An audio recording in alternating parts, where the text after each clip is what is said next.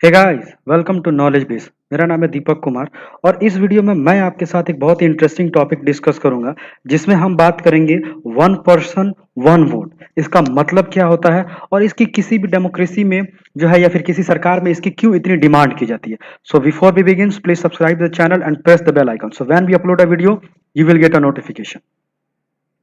देखिए यहाँ पे दो इमेज है, आप देख रहे होंगे। ये इमेज जो है ये बेसिकली आपको इंडिया में देखने को मिलता है या फिर उन कंट्रीज में भी आपको देखने को मिल सकता है जो बेसिकली डेमोक्रेटिक कंट्री है, जो बड़ी डेमोक्रेटिक कंट्री है या फिर जो वाकई में डेमोक्रेटिक कंट्री है। जैसे आपको यूरोपियन के कुछ कंट्रीज में देखने को मिल जाएगा, अमेरिका में देखने को मिल जाएगा, इंडिया में देखने को मिल जाएगा। यहाँ पे आप देख सकते हैं दोनों ही पिक्चर में, देखिए हर पिक्चर में आपको दिखेगा कि एक इंसान है, उसके पास एक वोटिंग राइट है। यहाँ पे लोग जो है वो अपने वोट को कास्ट किए हुए हैं। यहाँ पे आप देख सकते हैं मेल फीमेल दोनों है। यहाँ पे ऐसा नहीं है कि सिर्फ और सिर्फ मेल है और सिर्फ और फीमेल है। ठीक है ना, तो इसकी जरूरत क्या होती है और इसका मतलब पहले मतलब क्या होता है हम ये पहले समझ लेते हैं। यहाँ पे जो है वन वोट और वन राइट, देखिए ये जो एक सिस्टम होता है, ठीक है ना, ये बेसिकली कराया इसलिए जाता है ताकि यहाँ पे ये शो किया जा सके कि डेमोक्रेसी में जो है ना वो कोई भी इंसान जो है ना ही ज्यादा स्ट्रांग है और ना ही ज्यादा वो क्या है, वीक है। ये जो है बेसिकली किया जाता है इक्वालिटी को शो करने के लिए। जिस भी कंट्री में वन नेशन वन वोट का जो कॉन्सेप्ट है अगर है तो वो बेसिकली उसके पीछे जो मेन फंडामेंटल होता है वो शो करना कि हाँ हमारे देश के जो प्रत्येक नागरिक हो, चाहे वो एक बड़ा कॉर्पोरेट हाउस से बिलोंग करता हो, चाहे वो निम्न वर्ग का आदमी हो, चाहे वो गरीब ही क्यों ना हो, वो यहाँ पे कोई मैटर नहीं रखता है। उन सभी के पास जो है वो इक्वल है, वो संविधान के सामने, कॉन्स्टिट्यूशन के सामने वो सभी लोग इक्वल है। क्यों? क्योंकि एक इंसान है तो वन वोटिंग राइट का उनके पास अधिकार है। ठीक है ना। अब देखिए सवाल ये आता है कि क्या ऐसा सिस्टम पूरे कंट्रीज में है, पूरी दुनिया के सभी कंट्रीज में? तो ऐसा नहीं है। और फिर इसकी डिमांड क्यों होती है, इसकी क्या ऐसी अहमियत है सोसाइटी पे, इसका क्या प्रभाव पड़ता है, हम उसको आगे डिस्कस करेंगे। लेकिन पहले हम यहाँ पे तीन देशों को जरा एग्जाम्पल समझते हैं कि इन तीन देशों में कैसे चीजें हैं। देखिए एक सऊदी अरबिया का हम एग्जांपल देते हैं। बिफोर 2015 सऊदी अरबिया में जो है इलेक्शन और वोट ये दोनों ही नहीं होते थे, ना ही इलेक्शन होते थे और ना ही वहां के लोगों को जो है खास करके महिलाओं को वोट देने का अधिकार था। लेकिन 2015 के बाद जो है वहां पे पहली बार म्युनिसिपल कॉर्पोरेशन की इलेक्शन होती है और वहां पे जो है महिलाओं को कुछ वोट देने की अधिकार दिए जाते हैं। ये पहला स्टेप था।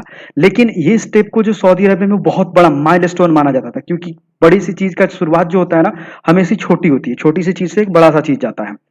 तो ये सऊदी अरबिया में ये सिस्टम पहले अडॉप्ट किया गया। पहले क्या था कि वहां पे जो है उनको वुमेन्स को वोट कास्ट करने की अनुमति नहीं थी। लेकिन 2015 के बाद से ये सिस्टम क्या होता है, बदलता है। वहां पे महिलाओं को जो है वो वोट कास्ट करने की आजादी मिलती है। उसके बाद देखिए एक और कंट्री है इस्तोनिया। ये जो है बेसिकली आपको यूरोप में पड़ती है। यहाँ पे क्या है कि यहाँ पे जो है इस हिसाब से सिस्टम को डिजाइन किया गया या फिर इस हिसाब से सिस्टम को बनाया गया कि जो वहां के नेटिव पर्सन थे या फिर जो एस्तोनिया से बेसिकली बिलोंग करते थे, जो मेजोरिटी में थे, उन लोगों के पास जो है वोट कास्ट करने की अनुमति थी, उनके पास परमिशन था, उनके पास राइट था। लेकिन वो लोग जो रशियन माइनॉरिटी से बिलोंग करते थे उन लोगों को वोट देने में, कास्ट करने में बहुत ही ज्यादा डिफिकल्टी होती थी। क्यों? क्योंकि वहां पे जो है उनको उतनी इक्वालिटी जो है वो अच्छी तरीके से एंजॉय नहीं कर पाते थे, उनको उतना बराबर का दर्जा नहीं मिला हुआ था। वहीं अगर बात करें फिजी की तो वहां पे इलेक्टोरल सिस्टम को इस हिसाब से डिजाइन किया गया कि जो इंडिजीनियस फिजी पर्सन है, इंडिजीनियस बेसिकली वो लोग होते हैं जो किसी पार्टिकुलर कंट्री में ना बहुत लंबे समय से रह रहे हो। ठीक है ना, तो उन लोगों को क्या कहा जाएगा, इंडिजीनियस पीपल्स कहा जाएगा।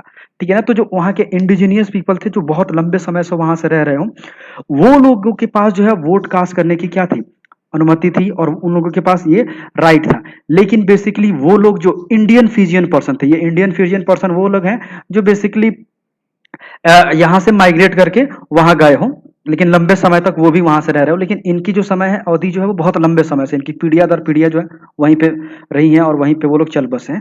तो ये लोग जो है इंडिजिनस, तो यहाँ से जो इंडियन फिजियन पर्सन थे उनके पास जो है वो अधिकार नहीं था, उनको जो है वो अधिकार सिस्टम ने नहीं दिया था कि वो जो है वोट को कास्ट कर सके। लेकिन होता क्या है कि डेमोक्रेसी में कहा जाता है कि बेसिकली जो पॉलिटिकल, जो फंडामेंटल प्रिंसिपल होना चाहिए डेमोक्रेसी की, वो पॉलिटिकल जो है वो बेसिकली किस पे होना चाहिए, इक्वालिटी पे बेस होना चाहिए। लेकिन अगर आप इन तीनों का एग्जांपल देखिए तो यहाँ पे आपको क्या ऐसा दिखता है, नहीं दिखता है।